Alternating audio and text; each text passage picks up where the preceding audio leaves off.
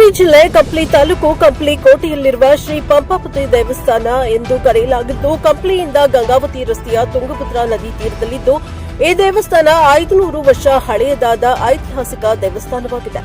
ಪಂಪಾಪತಿ ದೇವಸ್ಥಾನದ ಟ್ರಸ್ಟ್ ಕಮಿಟಿಯವರು ಕಳೆದ 1 ವರ್ಷದಿಂದ ಪ್ರತಿ ಅಮಾವಾಸ್ಯೆಯ ದಿನದಂದು ಅನ್ನ ಸಂತರ್ಪಣೆ ನಡೆಸ್ತಾ ಇದ್ದು, ಇದಕ್ಕೆ ಚಾಲನೆಯಾಗಿ ಜಿಜಿ ಆನಂದಮೂರ್ತಿ ಪ್ರಾರಂಭಿಸಿದ್ರು.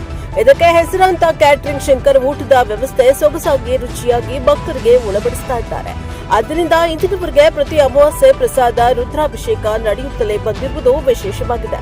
ಪ್ರಸಾದ ವ್ಯವಸ್ಥೆ ಪ್ರಾರಂಭಿಸಿದ ಆನಂದ ಮೂರ್ತಿಯವರಿಗೆ ಟ್ರಸ್ಟ್ ಕಮಿಟಿಯವರಿಂದ ಊರಿನ ಮುಖಂಡರು ಭಕ್ತರು ಸೇರಿ ಸನ್ಮಾನಿಸಿ ಹೀಗೆ ಪ್ರತಿ ಅಮಾವಾಸ್ಯೆಗೆ ಅನ್ನ ಸಂತರ್ಪಣೆ ನಡೆಯುತ್ತಿರಲಿ ಎಂದು ಹಾರೈಸಿ ಗೌರವಿಸಲಾಯಿತು. ಈ ಕಾರ್ಯಕ್ರಮಕ್ಕೆ ವೀರಶೈವ ಸಮಾಜದ ಹಿರಿಯ ಮುಖಂಡರಾದ ಅರವಿ ಬಸವನಗೌಡರು, ಕರ್ಜಗಿ ಮಠದ ಹೇಮಯ್ಯ ಸ್ವಾಮಿ ಮತ್ತು Kamagundi Manjunatha, professional courier K Virupakshi, Kogga ITI ಪ್ರಾಂಶುಪಾಲರಾದ ಡಿ ಬಸವರಾಜ್ ಮುಂತಾದ ಗಣ್ಯ ವ್ಯಕ್ತಿಗಳು ಭಾಗವಹಿಸಿದ್ದರು. Bureau report Sachidananda Hiremath, NKS ಟಿವಿ4 ಕಂಪ್ಲಿ. ನಮಸ್ಕಾರ. ನಮಸ್ಕಾರ. ತಮ್ಮ ಹೆಸರು? ನಮ್ಮ ಹೆಸರು ಶರಣಬಸವ ಸ್ವಾಮಿ ಅಂತೇಳಿ. ಪಂಪಾಪತಿ ದೇವಸ್ಥಾನ ಕಂಪ್ಲಿ ಕೋಟೆ ಅರ್ಚಕರು ನಾವು. ನಮ್ಮ ತಲೆಮಾರು 3-4 ತಲೆಮಾರುಗಳಿಂದ ನಾವು ಪೂಜೆ ಸೇವೆ ಮಾಡ್ಕೊಂತ ಹೋಗ್ತಿದ್ದೀವಿ. ಇದು ಬಂದ್ಬಿಟ್ಟು 1474ರಲ್ಲಿ ಸ್ಥಾಪನೆ ಆಗಿದೆ.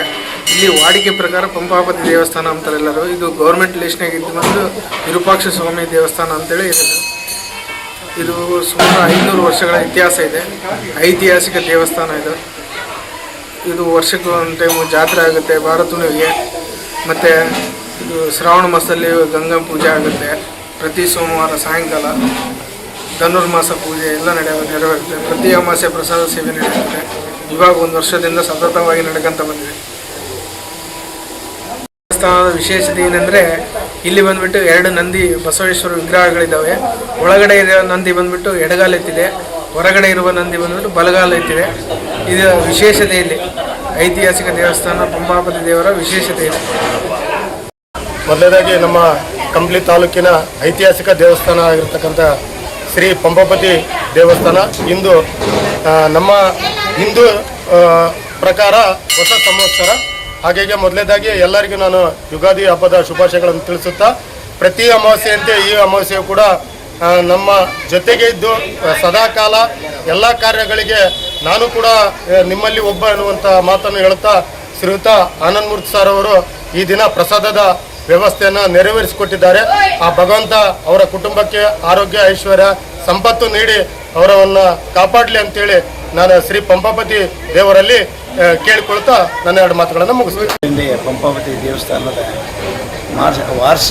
ಮಾಸಿಕ ಪ್ರಸಾದ ಕಾರ್ಯಕ್ರಮದಲ್ಲಿ ಇವತ್ತಿನ ಜವಾಬ್ದಾರಿ ತಗೊಂಡು ಎಲ್ಲರಿಗೂ ಪ್ರಸಾದ ವ್ಯವಸ್ಥೆ ಮಾಡಿ ಭಕ್ತಿ ಸಮರ್ಪಣೆ ಮಾಡಿರುವುದು ನಮ್ಮೆಲ್ಲರಿಗೂ ಭಾಳ ಸಂತೋಷ ಸಂಗತಿ.